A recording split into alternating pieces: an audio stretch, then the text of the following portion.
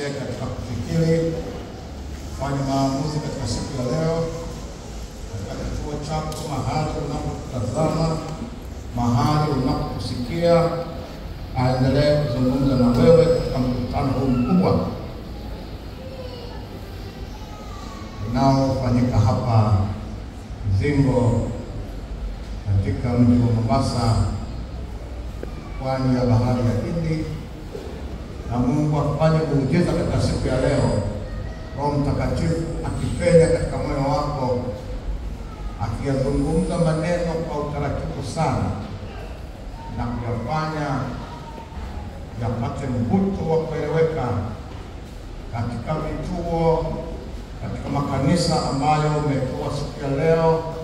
Tazama katika wale mnaosikiliza katika redio, mlio katika mitandao ya kijamii, mahali ulipo, jua ya kwamba Bwana anasema nawe na anasema na moyo wako na kuomba ufanye maamuzi. Usiache, maana anasikia hata sasa ombi lako. Mchana wa leo, mchana pekee ambao Bwana anapenda kusema nasi katika mambo makubwa sana ya historia yetu. Wakati ni sasa. Wengine wananiuliza kuna somo gani siku ya leo? Tumekuwa na mkutano siku 7 zimepita sasa, na yako maswali makubwa ambayo watu wa Mungu wamekuwa wakiuliza, yanajibiwa, na yako maswali makubwa zaidi ambayo yamepita kwa mhubiri. Na siku ya leo, katika asubuhi nzuri hadi mchana, Bwana anatupa muda wa kuyatazama haya maitikio wa watu, a response of our people who have been viewing and listening. Ni muda mzuri kabisa wa venture kwenye haya mambo makubwa. Mtu mmoja ambaye ameuliza maswali mawili, wako watu kama 3 hivi. Ndugu anayetoka Garissa, mimi sijui yuko wapi, lakini anasema nipo Garissa, nimekusikiliza vizuri juu ya ukuu wa Yesu Almasihi, lakini naona ni zaidi ya tunavyomwelewa sisi. Bwana kubariki muulizaji wa swali. Umekuwa mfuatiliaji mzuri na umegundua maelezo ya mkutano huu yanazidi maelezo uliyoyazoea. Hilo unapata credit. Bwana kubariki. Lakini unaendelea. Tunachojiuliza, mbona unapomtaja huyu Yesu usemi amani ya Mwenyezi Mungu iwe juu yake, kama sisi tunavyomtaja yeye na mitume na manabii wengine? Katika uelewa wa kawaida unaona ni swali rahisi, lakini muuliza swali ana akili timamu, anaona ni kama tunapunguza value ya huyu Yesu. Maana tulitakiwa tuseme Yesu Kristo, amani ya Mwenyezi Mungu iwe juu yake. Anasema wao wanapomtaja, akueleza wanamtajaje. Wanapomtaja huyo Yesu, wao wanasema amani ya Mwenyezi Mungu iwe juu yake. Sasa amekuwa msikilizaji na mtazamaji mzuri sana, na hata jina ameweka, lakini hakuniruhusu kutaja. Na anasema yeye yuko Garissa na ni mwaminifu, anahudhuria kwenye kituo fulani na hakuna anayemjua, ila anasema amesikiliza kwa uaminifu sana, amegundua maelezo ya hiki kitabu, kitabu kinavyoyaweka maneno hayo ya Mwenyezi Mungu kuhusu huyo Yesu yanazidi alivyomwelewa. Anaona asaidiwe tu kidogo. Kwa nini sisemi amani ya Mwenyezi Mungu iwe juu yake? Na mtaja tu Yesu Kristo.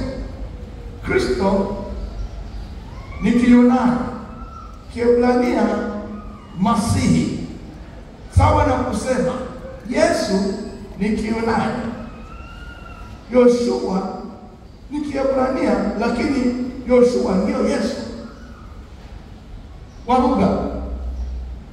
Sasa nasema sisi tunapomtaja huyo Yesu tunampa heshima. Wewe umemtaja kwa viwango vya juu, umemweleza, nimemwelewa, lakini mbona haumpi heshima yake, haumpi hadhi yake, umpi status yake? Kama mtu anavyomwita mtu mchungaji, wengine wanataka watajwe mchungaji, daktari. Sasa na mwingine nilimuona alikuwa na shahada 3, akawa anatajwa mchungaji, daktari. Watu wengine mna mgogoro na mambo haya. Huyu naye anapata mgogoro, anataka ile status, ile heshima yake iwekwe juu yake, anataka majibu. Na swali ni refu. Haya na maswali mawili, na nikaona kwa kuwa baadhi ya maswali ni yanahusu mkutano mmoja kwa moja, na ni sehemu ya watu kujua ukuu na ubora wa Bwana Yesu. Yesu anatajwa kwenye madhehebu mengi. Hata ukisikia Krishna, wenzangu wa Hindi, mnajua huwa mnasema ndiye mwenyewe, na marafiki zangu wengine wanamuita Isa, na hawa nao ndiye mwenyewe. Sasa anauliza katika swali kama hivi, jibu kwanza, huyu Yesu Almasihi, ukisema Almasihi kama alivyoandika Yesu Almasihi, ametaja tu Almasihi, that is Arabic, kwamba yes, Jesus the Messiah, Ali ni article there. Kwa hiyo Jesus the Messiah. Kwa hiyo Yesu Almasihi anapotajwa, lazima kwanza ujue sifa yake. Kwanza kabisa katika Isaya 7:14, Isaya 14, unabii wa kuzaliwa kwake unasema, kwa hiyo Bwana mwenyewe atawapa ishara, tazama bikira atachukua mimba, atazaa mtoto mwanamume, na jina lake ataitwa Immanuel. Sifa yake ya kwanza kabisa, ana jina la kiunabii, la utume, la cheo chake, la lililobeba status yake, anaitwa Immanuel. Na maana ya Immanuel ninaifahamu, ni maneno mawili, Iman na El, ni maneno mawili ya Kiebrania.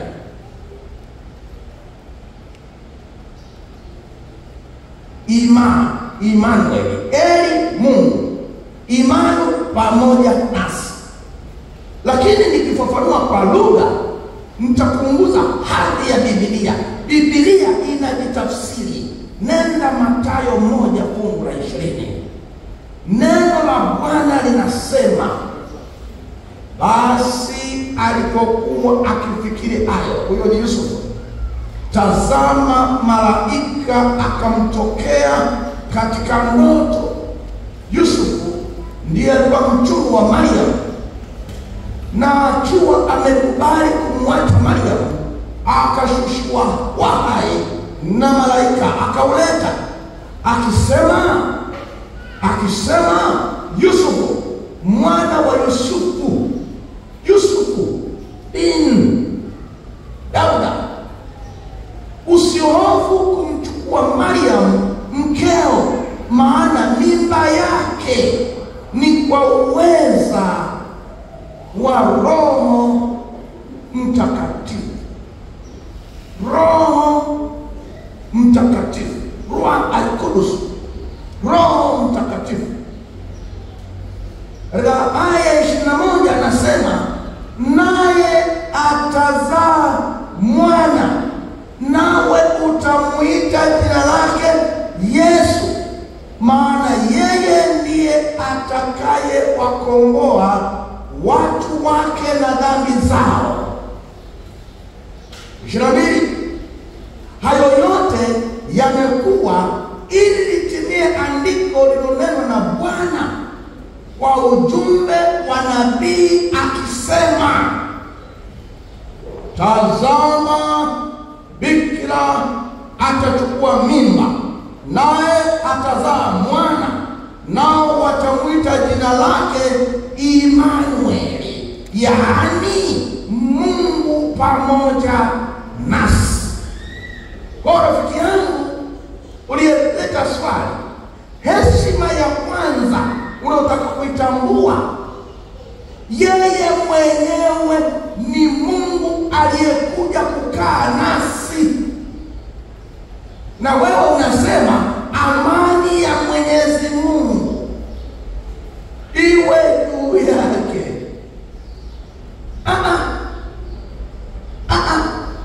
Yeye mwenyewe ana heshima hiyo tayari. Naendelea.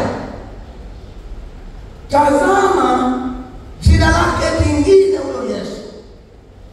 Isaya 9:6 anasema, maana kwa ajili yetu mtoto amezaliwa, tumepewa mtoto mwanamume, na uweza wa kifalme utakuwa begani mwake, naye ataitwa jina lake Mshauri wa Ajabu. Kama lake la kwanza hiyo, Mungu mwenye nguvu, the mighty God. Yeye mwenyewe huyo mtoto ni Mungu mwenye nguvu, Baba wa milele, na jina lake la 4 Mfalme wa Amani, kwa sababu yeye mwenyewe ndiye mfalme wa amani. Hatuwezi kumwambia amani ya Mwenyezi Mungu iwe juu yake, maana mwenyewe ndiye anaimiliki. Kwa hiyo wale mnaoweka amani kwa mitume na manabii, huwa mnaweka amani ya huyu Yesu. Tuendelee. Swali lako ni tamu na tutajimaliza tu. Najua kuna mambo matamu. Swali tamu linajibiwa kwa utamu. Bwana Yesu asifiwe. Angalia huyu ambaye ni mfalme wa amani. Katika aya ya 7, fungu la 7 anasema, maongeo ya enzi yake, maongeo ya enzi yake na amani hayatakuwa na mwisho kamwe. Haleluya. Yaani amani ya huyu haitakuwa na mwisho. Katika kiti cha enzi cha Daudi na cha ufalme wake, kuudhibitisha na kutegemeza kwa hukumu na kwa haki, tangu sasa na hata milele. Wimbo wa Bwana ndio utakaotenda hayo. Kwa hiyo amani ambayo yeye anayo kama the Prince of Peace, kwamba ina flow, amani ina flow kutoka kwake, inatiririka kutoka kwake. Sasa uwezi ukasema amani iwe juu yake. Yaani ni sawa na kuchota maji kwenye kisima unapeleka kwenye bahari, badala ya bahari ilete kisimani. Yesu ndiye Prince of Peace, ndiye mfalme wa amani, na amani yake haitakoma kamwe. Yeye mwenyewe anamiliki amani, ndiye anatoa amani ile iwe juu ya mitume na manabii. Kwa hiyo hao mitume ambao mnasema amani ya Mwenyezi Mungu iwe juu yao, huwa hamjui mnasema nini? Huwa mnasema Yesu awe juu yake, Yesu awe juu yao, awe juu yao, awe juu yao. Unaweza ukasema kitu bila kujua.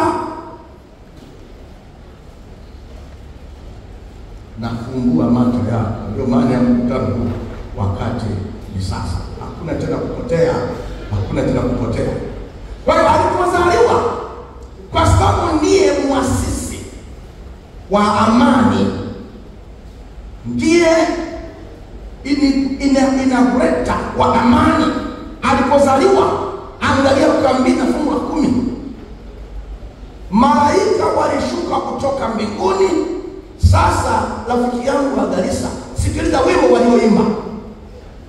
Fungu la 10, malaika wakawaambia, wanawaambia wafugaji, msiogope, kwa kuwa mimi nawaletea habari njema ya furaha kuu itakayo kwa watu wote. Maana leo katika mji wa Daudi amezaliwa kwa ajili yenu Mwokozi, ndiye Kristo Bwana. Sasa unasema amani ya Bwana, yeye mwenyewe ni Bwana, ndiye Kristo Bwana. Na hii ndiyo ishara kwenu, mtamkuta mtoto mchanga amevikwa nguo za kitoto, amelala katika hori ya kulia ng'ombe. Mara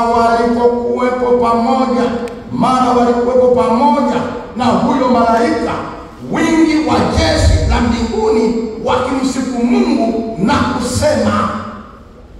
Fungu la 14, atukuzwe Mungu juu ya mbingu, na duniani iwe amani. Haleluya. Kwa watu wana yani huku duniani alipozaliwa Yesu, amekuja kuleta amani iwe juu yetu.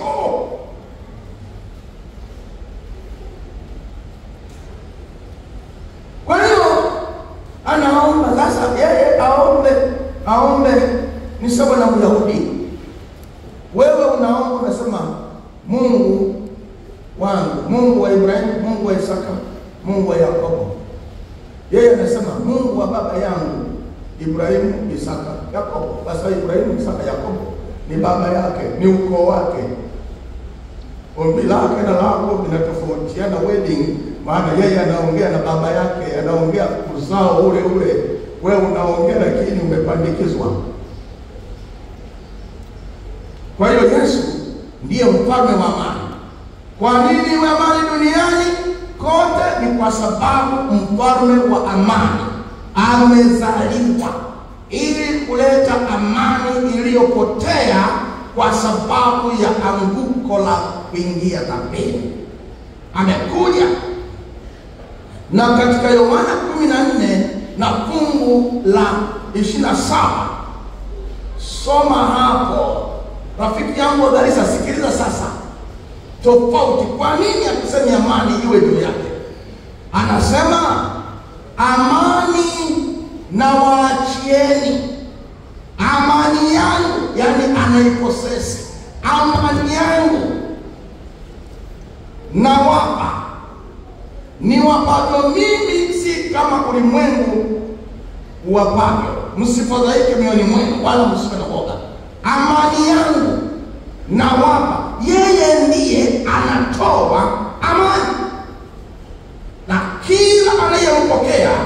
anakuwa na amani. Kwa hiyo vitendo halisi vya kutoa, vipo vitendo halisi. Yesu anatoa amani, anatoa. Angalia Yohana 20 na fungu la 19. Angalia, anasema ikawa jioni siku ile ya kwanza ya juma, pale walikuwepo wanafunzi, milango imefungwa, na kwa hofu ya Wayahudi akaja Yesu akasimama katikati yao, akawaambia, amani iwe kwenu. Kwa nini anasema hivyo? Ndiye Bwana wa amani, ndiye mtoa amani. Angalia fungu la 26. Anasema basi baada ya siku 8 wanafunzi wake walikuweko ndani tena, na Tomaso pamoja nao. Akaja Yesu, milango imefungwa, akasimama katikati, akasema, amani iwe kwenu. Akatoa amani, maana yeye ndiye chimbuko, ndiyo sosi ya amani. Kwa hiyo wewe ukaleta amani kwake, yeye anatoa, sisi tunapokea. Kwa ni haki yako rafiki yangu, unapoomba kwa mitume wako, sema amani ya Mwenyezi Mungu na iwe juu yenu. Na hata ukisema amani ya Yesu Almasihi iwe juu yenu, uko sawa bado, lakini kwa uoga wako endelea kusema unavyosema, lakini amani wanayopokea hao ni Yesu Kristo mwenyewe.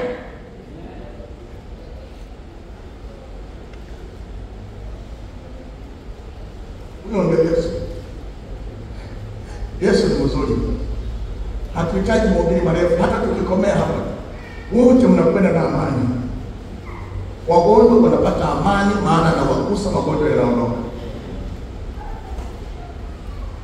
Mwanamke yule aliyekuwa anavuja damu miaka 12, alipotoka nyumbani anakuja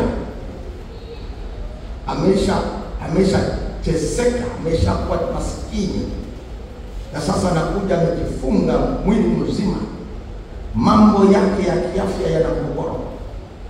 Damu inatoka, ina harufu mbaya. Siku ile amedetermine, amekuja amejifunga, na kuna kiongozi wa sinagogi Yairo, ana kijana naye ana mwana ambaye naye ana miaka 12, lakini leo anaumwa katika hali ya kufa.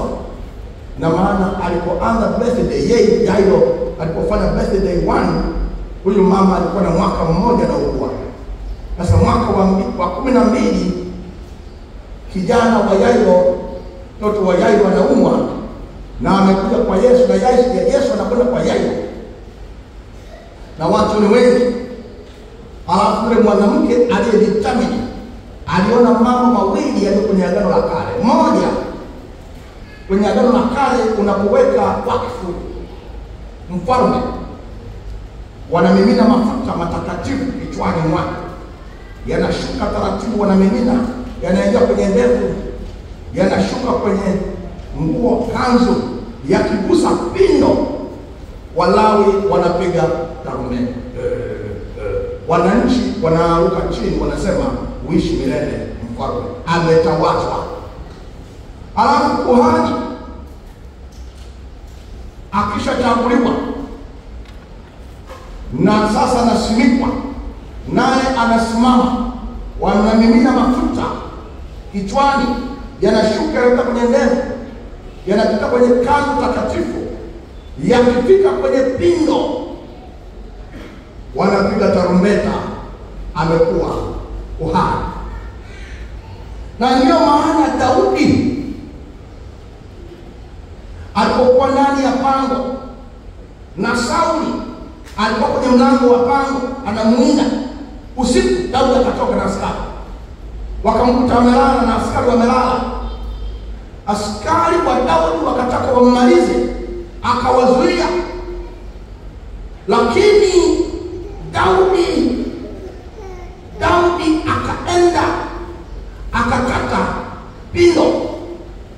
vazi lake, alafu akaondoka akapanda mlimani. Biblia inasema Roho akamchoma moyo, akapiga kelele, Sauli, Sauli. Askari wakaamka wakasema, nani anayemsumbua mfalme? Daudi akasema, nini sio walinzi shujaa? Angalia mapindi ya vazi la mfalme ninayo hapa. Kama ningetaka kumuua ningelimuua, lakini tuma kijana aje yachukue. Kwa nini anakuja kurudisha mapindo? Kwa sababu hiki kilichokatwa ndio ilikuwa heshima na cheo cha ufalme. Sasa amekirudisha tatu ufalme wa mababu.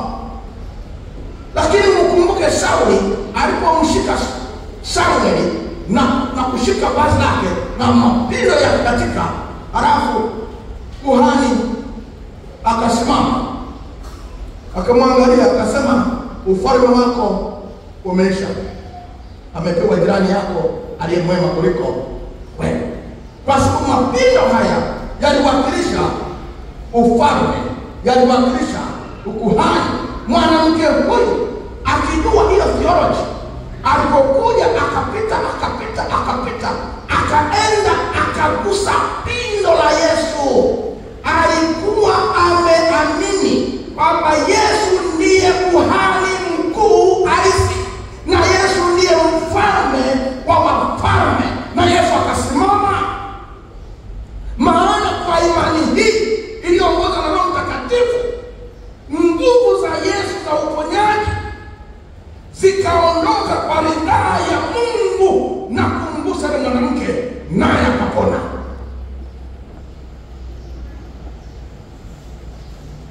Mamlaka ya Yesu ni kuu, wala hatuwezi kusema amani ya Mwenyezi Mungu juu yake. Yeye mwenyewe ndiyo amani. Angalia Marko 4 na fungu la 37. Angalia Marko 4. Tunaanza 37. Anasema 37,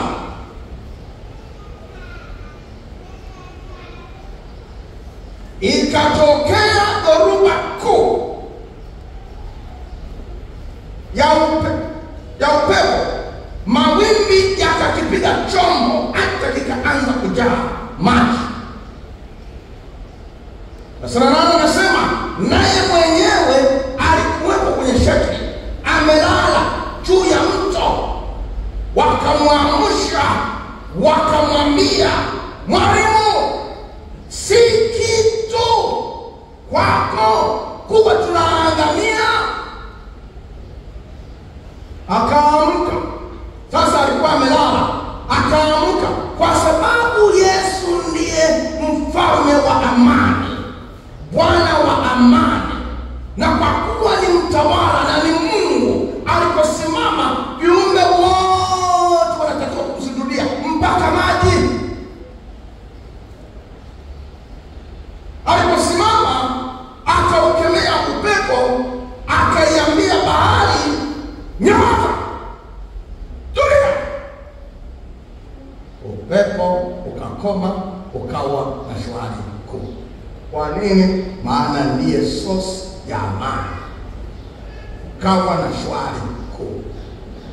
And he arose and rebuked the wind and said unto the sea, Peace, be still. And the wind ceased, and there was a great calm. Peace, be still. Why? Because he himself is a prince of peace. Kwa hiyo hakuna vurugu. Akisimama, viumbe wote wananyamaza mpaka maji yanamtambua. Anaweka amani baharini, inatulia. Ana uwezo wa kuweka amani kwenye ndoa yako, kwenye ajira yako, kwenye kazi yako. Ana uwezo wa kuweka amani popote. He has that power. Na hakuna anayeweza kumzuia. Huyu anayetoa amani na kuamuru ndiye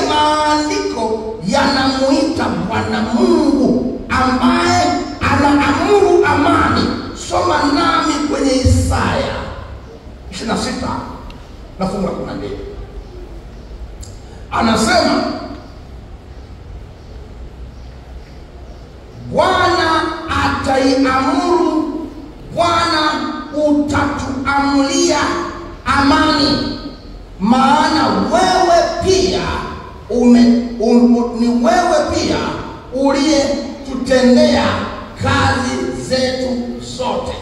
Bwana, utatuamlia amani. Kwa hiyo ni Bwana ndiye anayekomandi amani imwelekee mtu fulani. Ndiye huyo tunayemuomba kwamba utupatie amani. Kwa hiyo wale wanaoomba kama swali lako lilivyo, huwa wanamuomba yeye. Huyu ndiye Musa anasema habari zake katika Hesabu 6 fungu la 24 mpaka 26. Neno la Bwana linasema, Bwana akubarikie na kukulinda. Bwana akuangazie nuru ya uso wake. Bwana akufadhili. Bwana akuinulie uso wako. Bwana akuinulie uso wake na kukupa amani.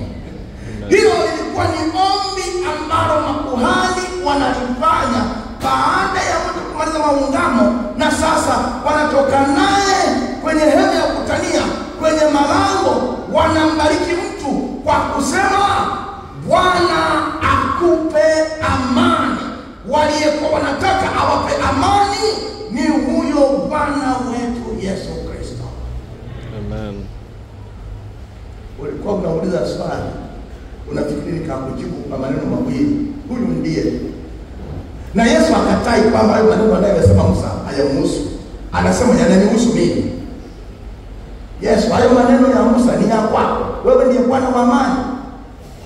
Katika Yohana 5:45 mpaka 47 anasema, soma katika Yohana ile sura ya 5. Nasema kabisa,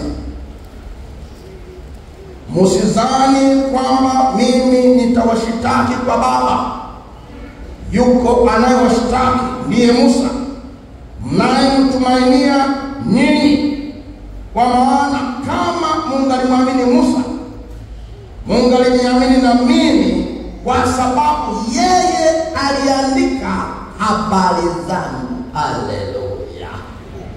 Zile habari za Mungu anayetoa amani ni za kwake. Yesu anakubaliana kwamba hayo yaliyoandikwa na Musa ni ya kwake. Kwa rafiki yangu kutoka Garissa, sisi sote tunaomba amani kutoka kwa Yesu Kristo. Yeye ndiye amani, na hicho ndicho kilichomleta.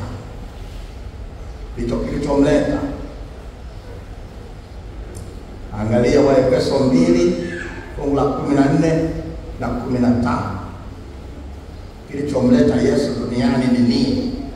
Anasema, kwa maana yeye ndiye amani yetu, aliyetufanya sisi sote tuliokuwa wawili kwa mmoja, akakibomoa kiambaza kilichotutenga, naye akisha kuondoa ule uadui kwa mwili wake, ndiyo sheria ya amri katika maagizo, ili afanye hao wawili kuwa mtu mmoja ndani ya nafsi yake, akafanya amani. Yeye ndiye amani yetu. Tuhitimisheje sasa?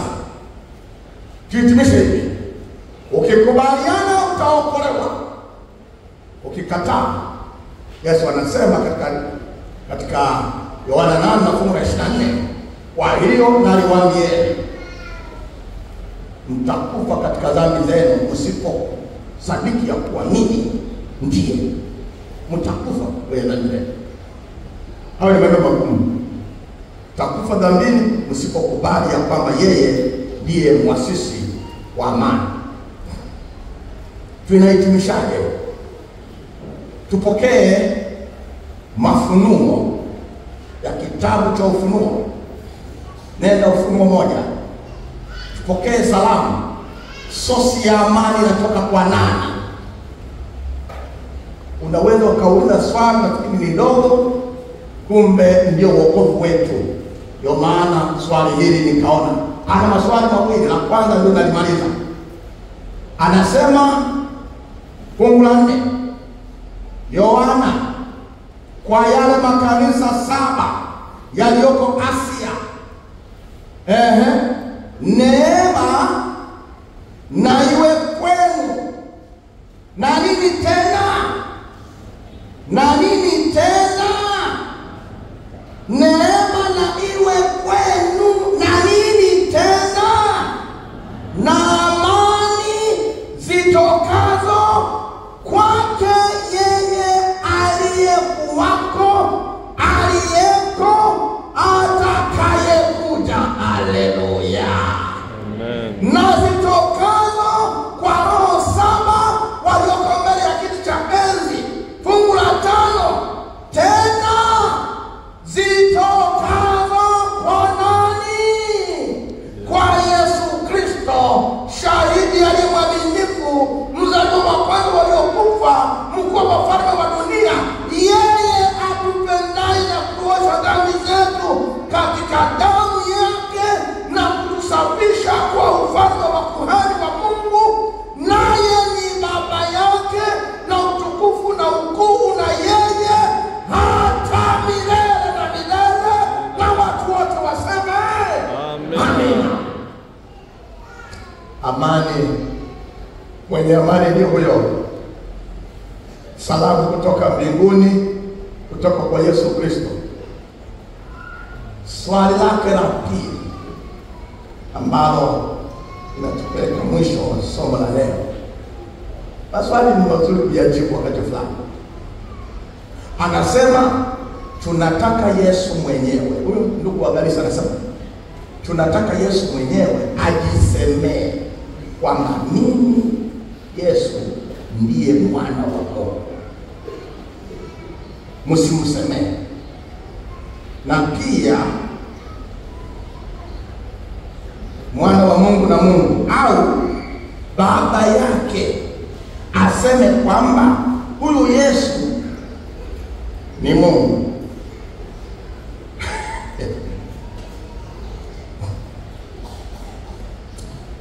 Yesu akili mwenyewe. Yohana 4:25. Hapa kuna Yesu anazungumza na mwanamke. Yule mwanamke akamwambia, najua ya kuwa Masihi aitwaye Kristo. Najua ya kuwa Masihi aitwaye Kristo yuaja. Naye atakapokuja atatufunulia mambo yote. Yohana 4:26. Yesu akamwambia, mimi ninayesema nawe ndiye. Haleluya. Amen. Tunataka Yesu aseme. Amesema hajasema? Amesema. Haya, niendelee kukujibu. Nenda Yohana 9:25. Yesu akasikia ya kwamba wamemtoa nje. Naye alipomuona alisema, wewe wamwamini mwana wa Mungu? Naye akajibu akasema, ni nani Bwana nipate kumwamini? Yesu anamuuliza, unamwamini mwana wa Mungu? Simjui, nikimjua nitamwamini. Sikiliza sasa ndugu, fungu la 37. Yesu akamwambia, umemwona, naye anayesema nawe ndiye. Haleluya. Amen. Amesema hajasema? Amesema. Amesema. Angalia, Yesu anawaambia wanafunzi, nyinyi mnaniitaje? Mnaniitaje? Katika Mathayo 16:15-16. Fungu la 16. Simoni Petro akajibu akasema, wewe ndiwe Kristo mwana wa Mungu aliye hai. Yesu akasemaje? Angalia fungu la 17. Yesu akamwambia, akajibu akamwambia, heri wewe Simoni Bariona, kwa kuwa mwili na damu havikufunulia ili, bali Baba yangu aliye mbinguni. Kwa maneno hayo Yesu amekubaliana na ushuhuda uliotolewa kwamba lakini asili ya kunitambua sio wewe. Ni nani? Ni Baba. Ndiye amekujulisha. Twende chini ya kiapo kama nakubali. Mathayo 26 fungu la 63 na 64. Kuhani mkuu anamwapisha Yesu, lakini Yesu akanyamaza. Kuhani mkuu akamwambia, na kuapisha kwa Mungu aliye hai, utuambie kama wewe ndiwe Kristo mwana wa Mungu. Tuone Yesu atakavyojibu. Yesu akamwambia, wewe umesema, lakini nawaambia, tangu sasa mtamuona Mwana wa Adamu ameketi mkono wa kuume akija kwa nguvu juu ya mawingu. Yesu amekubali. Neno kwa Kiunani wewe wasema maana yake ni ndio, ila akamuongezea maneno. Moja, ulivyosema ya kuwa mimi ndiye Kristo mwana wa Mungu, uko sawa. Mbili, ila hapa nimekuja na mwili, ndio maana naitwa mwana wa Adamu. Tatu, wewe Kayafa na hawa makuhani wenzako na hawa wa askari mnaonichezea hapa, siku nikija mara ya pili lazima munione, ili haya majibu mlioniuliza muyaone kwa macho yenu. Haleluya, Amen. Nne, anamwambia wakati huo nikija katika utukufu, anamwambia wakati huo mtaniona nikiwa kwenye cheo changu halisi na utukufu na ukuu ambao asili yake ni Mungu mwenyewe nikija duniani. Umesema na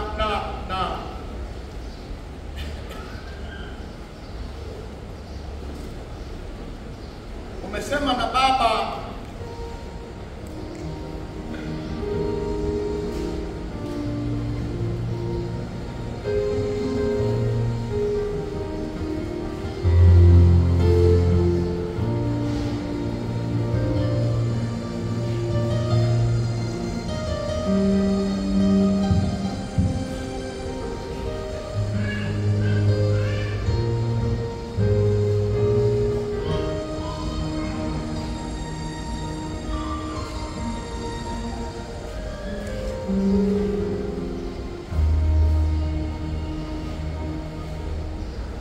umesema Baba amtangaze kwamba yeye ni mwanae na ni Mungu. Moja, Mathayo 3:17 anasema, na hata sauti kutoka mbinguni ikisema, huyu, ikaja sauti kutoka mbinguni ikisema, huyu ni mwanangu mpendwa ninayependezwa naye. Kwa Baba amesema. Alipokuwa mlimani, Baba alishuka tena akasema. Mathayo 17:5 alipokuwa kusema, tazama wingu jeupe likawatia uvuli, na sauti ikatoka katika wingu ikisema, huyu ni mwanangu mpendwa ninayependezwa naye, msikieni yeye. Baba amesema. Unataka Baba amtangaze Yesu ya kwamba ni Mungu, aseme yeye kabisa. Nenda Waebrania 1 na fungu la 8. Tutaanzia hapo. Angalia, anasema, lakini kwa habari za mwana asema. Yaani Baba sasa anaongea mwenyewe. Anasema kwa habari za mwanae, kiti chako cha enzi. Angalia Biblia yako, kuna koma hapo. Kiti chako cha enzi, Mungu. Kwa hiyo Baba amemuita Yesu Mungu. Kiti chako cha enzi, Mungu, ni cha milele na milele, na fimbo ya ufalme wako ni fimbo ya adili. Nenda fungu la 9. Umependa haki, umechukia maasi. Kwa hiyo Mungu wako, Mungu ziko mbili. Mungu anaongea, Mungu Baba anaongea na Mungu Mwana. Kwa hiyo Mungu ziko mbili hapo. Kwa hiyo Mungu wako. Baba, asante kwa kukata mzizi wa fitina.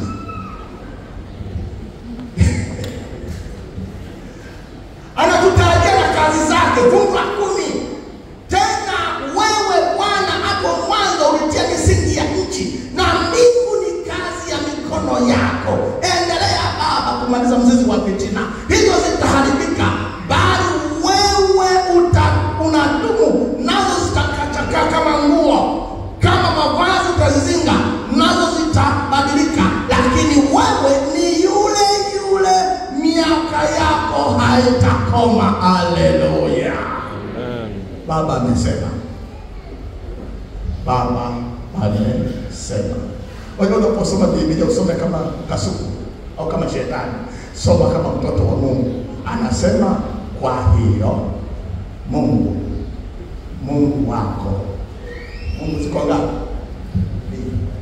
Moja anamwadresi Yesu. Anasema kwa hiyo Mungu wako.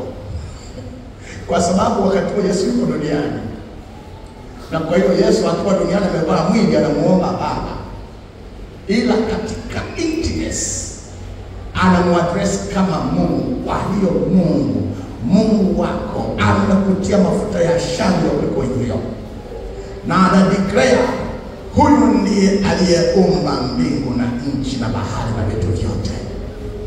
Kwa swali lako ni la msingi, lakini rafiki yangu wa Garissa na marafiki wengine ambao kwa leo mumesikia sauti ya Bwana, unaposikia tunasema Yesu ni mwana wa Mungu, Yesu ni Mungu, tumethibitishwa na maandiko kwa kinywa chake mwenyewe, kwa kinywa cha manabii na kinywa cha Baba akitamka kutoka mbinguni, huyo ni mwanangu.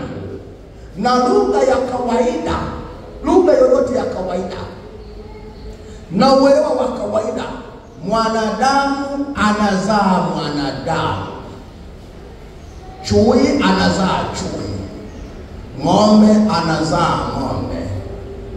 Kwa hiyo mtoto wa nyoka na yeye ni nani? Ni nyoka. Kwa hiyo mwana wa Mungu naye ni nani? Ni Mungu. Hiyo sasa ni hekima tu ya akili ya analysis, lakini apart from the analysis, maandiko yametamka, Baba ametamka mara kadhaa. Na Mungu akubariki, akutie moyo, Mungu akutie nguvu. Mchana wa leo tutakuwa na wito rasmi. Kama umefanya maamuzi unataka ubatizwe, fanya maandalizi sasa. Wakati maskwaya inaimba, wewe katika moyo wako tafakari namna Bwana atakavyo kuja na ulivyojiandaa. Kama ulikuwa kata shauri, kata shauri sasa. Marafiki yao wa Garissa, kwa kuwa umepata majibu, yatumie kwa uaminifu majibu hayo ya kuongoze kufanya maamuzi. Na katika vituo vingine fanya maamuzi, na hapa tulipo Kizingo endelea kufanya maamuzi. Bwana akubariki unapotafakari, na tuko na wito mchana wa leo mkubwa kwa ajili ya wanaokuja kwa Yesu kama Bwana Mwokozi wao, katika jina la Yesu. Amen.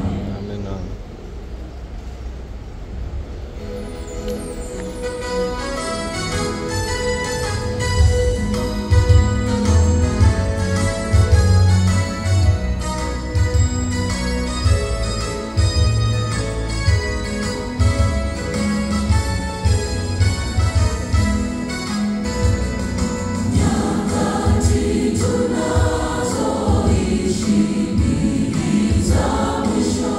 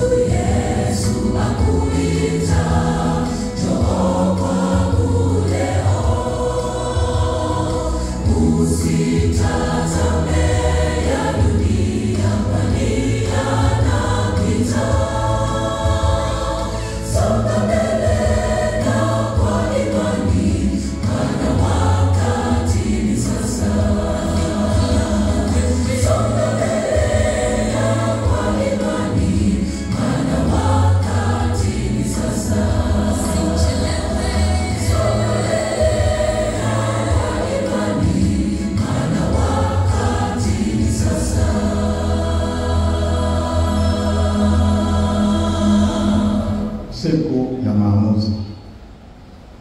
Kama kwenye moyo wako unasema wakati wa kufanya maamuzi leo, na unasema hatua ya kwanza, nampenda Yesu, anataka alete amani kwenye maisha yangu, maana nimemtambua ndiye mfalme wa amani. Naone mkono wako mahali ulipo. Bwana akubariki, Bwana akubariki. Nataka Yesu alete amani kwenye maisha yako. Simama kwa miguu yako pamoja. Bwana akubariki. Unaposimama, yawezekana na mtoto wa Mungu leo anasema, nayatoa maisha yangu rasmi kwa Bwana wangu Yesu Kristo. Kama unatoa maisha yako na kuchukua ubatizo kwenye kanisa la Mungu, nione mkono wako mahali ulipo. Nyosha mkono wako, nyosha mkono wako. Bwana akubariki, Bwana akubariki, Bwana akubariki, Bwana akubariki, Bwana akubariki. Kuna mwingine? Bwana akubariki, Bwana akubariki. Mchana wa leo rasmi tutaanza kutambua wale ambao katika mioyo yao wanakata shauri na wanaamua ya kwamba watabatizwa na kumpata Yesu kupitia kanisa la Waadventista wa Sabato. Bwana akubariki sana. Tutakuwa na mazungumzo na Bwana akubariki. Baba mwema na mtakatifu, bariki watu wako sasa wamesimama, na katikati yao wako wanaume na wanawake wanakata shauri. Hao wanaokata shauri hapa na kwenye vituo vingine, Bwana wafunike kwa neema yako, wapate kibali machoni pako kuanzia sasa na kuendelea. Na tutakuja na mfumo kuanzia sasa wa wale wanaokata shauri kwa ajili ya ubatizo, ili watambuliwe katika vituo vyao, katika mahali wanapotazama na hapa Kizingo tuwatambue. Bwana awabariki na kuwatia moyo, na endelea kumkubali huyo Yesu ambaye ni mfalme wa amani. Wakati ni sasa, mchague, haujachelewa. Katika jina la Bwana wetu Yesu Kristo. Amen. Amen. Amen. Amen. Tunasemaje kwa hilo jamani?